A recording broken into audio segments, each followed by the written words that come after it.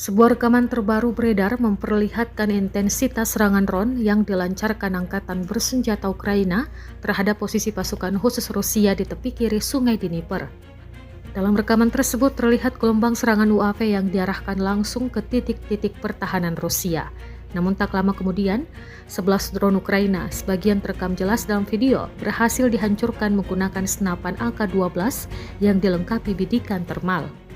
Kejadian ini berlangsung hanya dalam satu malam dan satu lokasi tertentu. Rekamannya diunggah di Telegram Senin 11 Agustus 2025.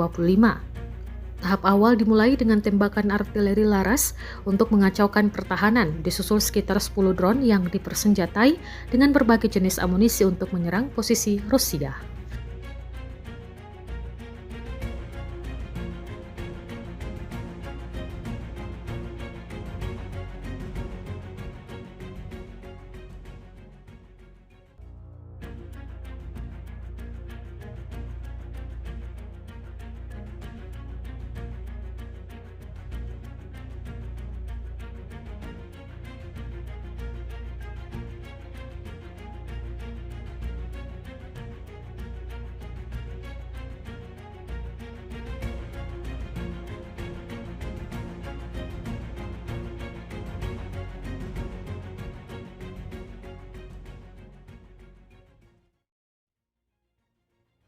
Download Tribun X sekarang, menghadirkan lokal menjadi Indonesia.